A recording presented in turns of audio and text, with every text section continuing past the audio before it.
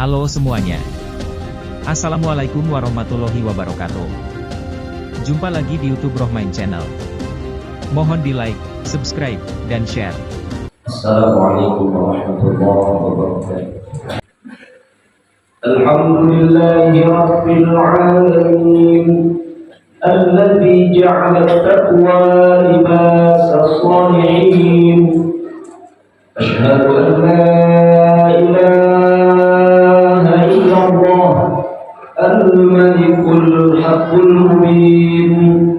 Wa asyhadu anna Muhammadan 'abduhu wa rasuluhu shadiqul wa'dil amin. Allahumma salli wa sallim ala sayyidina Muhammadin wa ala alihi wa sahbihi ajma'in. Amma ba'd, fa ya ayyuhal muslimun, ittaqullaha haqqa tuqatih wa la tamutunna illa wa antum muslimun.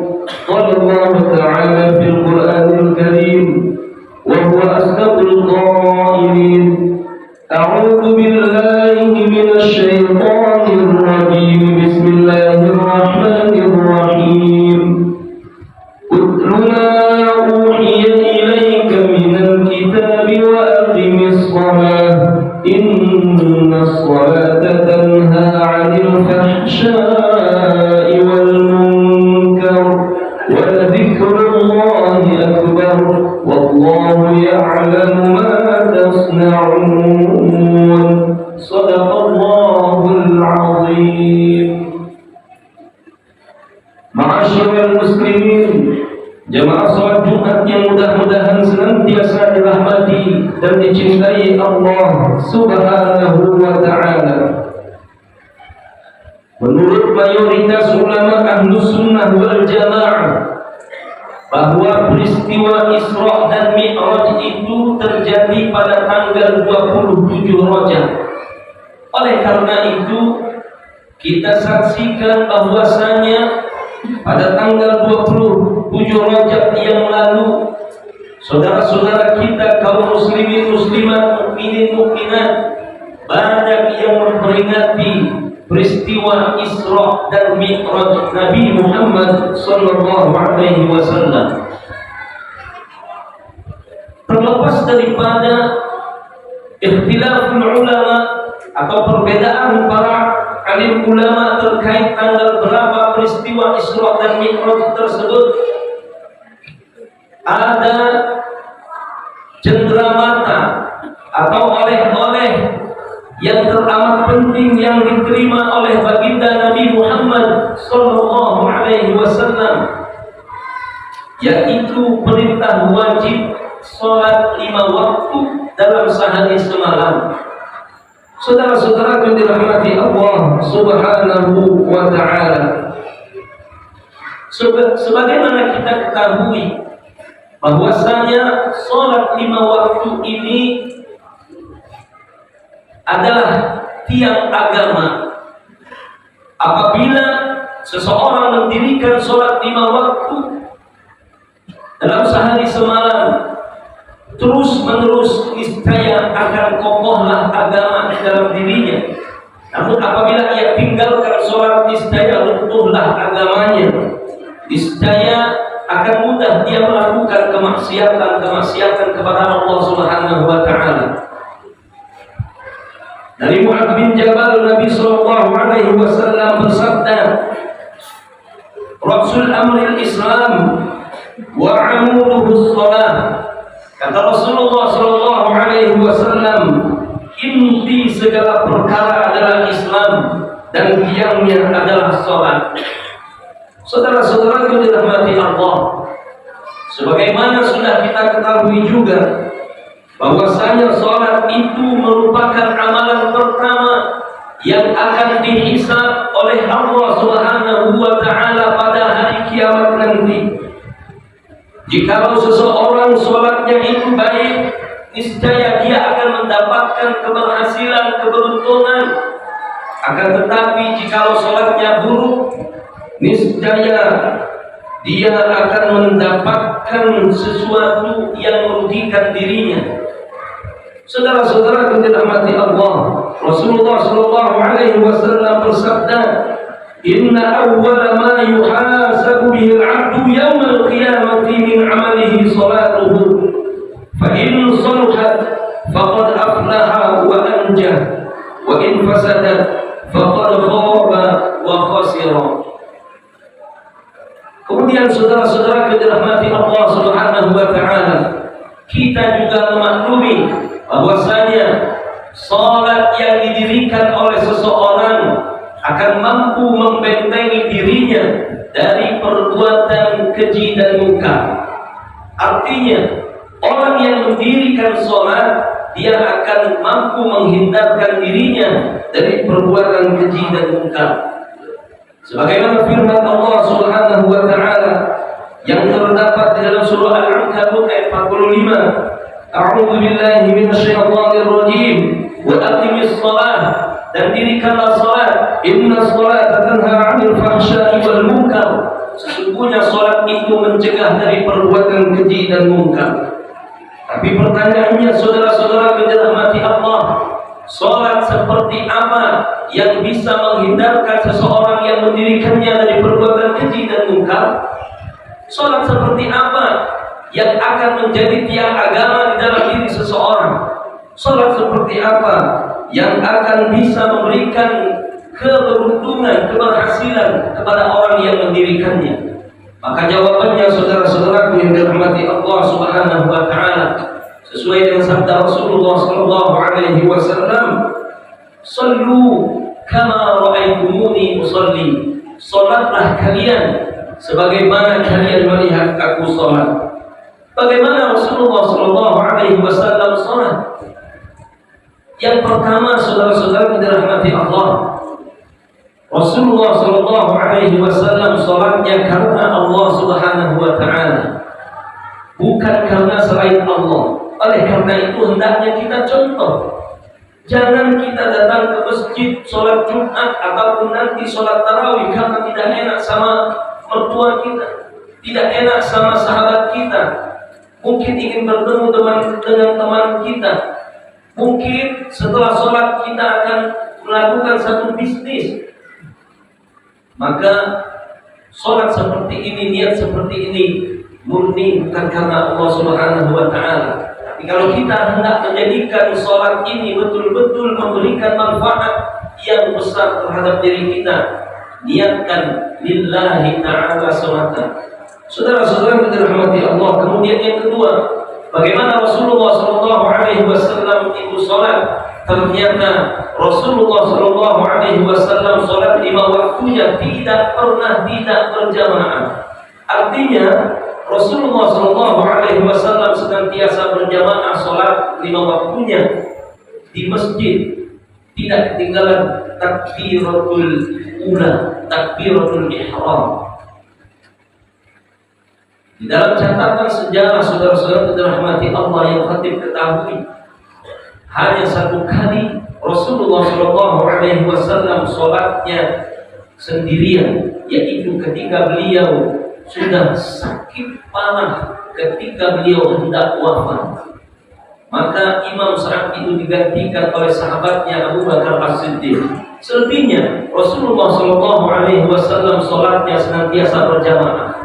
Oleh karena itu, kalaulah kita menginginkan mencontoh Rasulullah sallallahu alaihi wasallam, kalaulah kita menginginkan salat kita betul-betul bisa memberikan manfaat buat diri kita, bisa membentengi diri kita dari perbuatan keji dan munkar, kemudian bisa menjadi tiang agama di dalam diri kita, bisa memberikan keuntungan dunia dan akhirat, maka contohlah salat Rasulullah dengan senantiasa berjamaah di masjid di awal waktu. Tinggalkan segala kegiatan kita untuk sementara waktu, karena muadzin, melalui muadzin Allah memanggil kita, Allahu Akbar, Allahu Akbar, Allah Maha Besar, Allah Maha Besar. Yang lainnya kecil, kerjakan kalian kecil, tinggalkan. Kalau kalian ingin sukses, ayo ke sini. Hayya 'alal falah. mari menuju kemenangan, mari menuju kesuksesan. Akan tetapi saudara-saudara yang dirahmati Allah, hari ini kita melihat fenomena masjid besar dibangun dengan miliaran, masjidnya indah, kokoh, megah, akan tetapi sholatnya hanya satu baris, mungkin 2 baris, 3 baris. Berapa kita yang ada di dekat masjid, berapa RT, berapa RW, masjid sepi, saudara-saudara yang dirahmati Allah Subhanahu wa taala. Dan ramainya nanti ketika Ramadan tiba, malam pertama sampai dengan ketiga, selebihnya kosong lagi. Saudara-saudara yang dirahmati Allah Subhanahu wa taala. Kemudian yang berikutnya, bagaimana salat Rasulullah sallallahu alaihi wasallam itu? Beliau salatnya khusyuk. Rasulullah sallallahu alaihi wasallam salatnya khusyuk. Bacaannya tartil, tidak kebut. Ini hendaknya kita contoh. Jangan sampai ketika Ramadan tiba, sholat tarawih didirikan antara masjid yang satu dengan masjid yang lain, musolah yang satu dengan musolah yang lain, berlomba-lomba ingin cepat selesai sholatnya. Padahal yang dicontohkan oleh Rasulullah Shallallahu Alaihi Wasallam, beliau membaca ayat-ayat dalam Al-Quran di dalam sholatnya dengan tartil, dengan perlahan. Saudara-saudara yang dirahmati Allah, tidak ada istilah sholat tarawih 7 menit 20 rakaat. Saudara-saudara yang dirahmati Allah, Rasulullah sholatnya ada tumaninahnya, ada ketenangan, berhenti sejenak. Sekira-kira membaca subhanallah walhamdulillah wa la ilaha illallah wallahu akbar. Saudara-saudara yang dirahmati Allah, begitulah para sahabat Rasulullah sallallahu alaihi wasallam, mereka semuanya menikmati salat yang merupakan oleh-oleh yang diberikan oleh Allah Subhanahu wa taala. Tatkala Rasulullah sallallahu alaihi wasallam di-Isra dan di-Mi'rajkan oleh Allah Subhanahu wa taala. Menurut Ibnu Qudamah di dalam Mukhtasar Minhajul Qasidin, bahwasanya ia mengatakan Abdullah Ibn Zubair, apabila dia sholat itu seakan-akan dia seperti sebatang kayu karena khusyuknya, dan di saat sujudnya hinggaplah burung-burung di punggungnya dan dia tidak sedikit pun merasa terusik. Kemudian saudara-saudara yang dirahmati Allah Subhanahu wa taala, begitu hebat para sahabat Rasulullah sallallahu alaihi wasallam dalam menerima oleh-oleh yang diberikan oleh Rasulullah sallallahu alaihi wasallam ini, yaitu salat. Begitu khusyuknya Sayyidina Ali, sampai-sampai ketika beliau terkena anak panah hendak dicabut oleh sahabat yang lain, lalu Sayyidina Ali mengatakan, jangan cabut sekarang, tunggu aku sholat terlebih dahulu. Sholatlah Sayyidina Ali. Begitu Sayyidina Ali sedang sholat, dicabutlah anak panah tersebut. Sedikit pun beliau tidak merasakan kesakitan.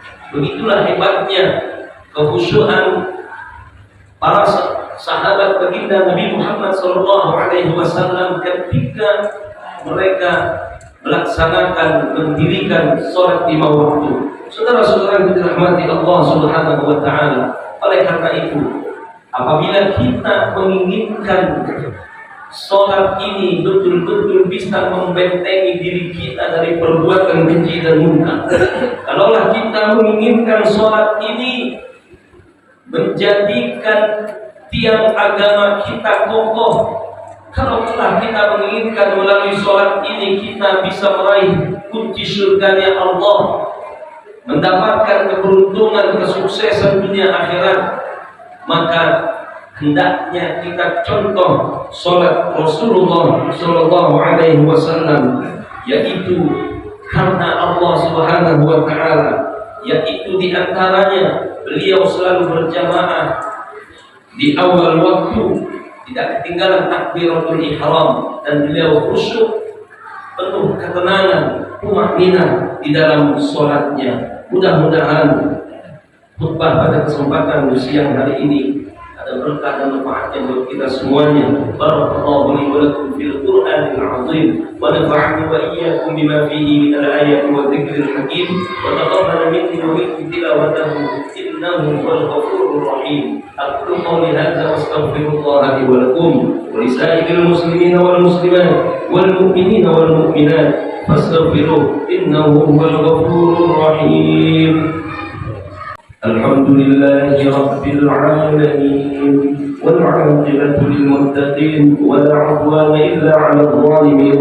أشهد أن لا إله إلا الله الملك الحق المبين وأشهد أن محمدا عبده ورسوله صادق الوعد الأمين. اللهم صل وسلم على سيدنا محمد وعلى آله وصحبه أجمعين. أما بعد، فيا أيها المسلمون اتقوا الله اتقوا الله اتقوا الله حق تقاته ولا تموتن إلا وأنتم مسلمون. قال الله تعالى في القرآن الكريم وهو أصدق القائلين: أعوذ بالله من الشيطان الرجيم. بسم الله الرحمن الرحيم. إن الله وملائكته يصلون على النبي يا أيها الذين آمنوا صلوا عليه وسلموا تسليما. اللهم صل على سيدنا محمد وعلى آل سيدنا محمد. اللهم اغفر للمسلمين والمسلمات والمؤمنين والمؤمنات الأحياء منهم والأموات إنك سميع قريب مجيب الدعوات يا قاضي الحاجات. اللهم ألف بين قلوب المسلمين وألف بين الأنصار والمهاجرين. اللهم قوّ الإسلام والمسلمين. اللهم انصر الإسلام والمسلمين وانصر المجاهدين في غزة وفلسطين وفي كل مكان وفي كل زمان برحمتك يا أرحم الراحمين. ربنا آتنا في الدنيا حسنة وفي الآخرة حسنة وقنا عذاب النار. الحمد لله رب العالمين. عباد الله، إن الله يأمر بالعدل والإحسان وإيتاء ذي القربى وينهى عن الفحشاء والمنكر والبغي يعظكم لعلكم تذكرون. فاذكروا الله العظيم يذكركم واشكروه على نعمه يزدكم واسألوه من فضله يعطكم ولذكر الله أكبر. Mudah-mudahan bisa memberikan informasi yang bermanfaat untuk semuanya. Terima kasih telah menonton video ini sampai selesai. Mohon di like, subscribe, dan share.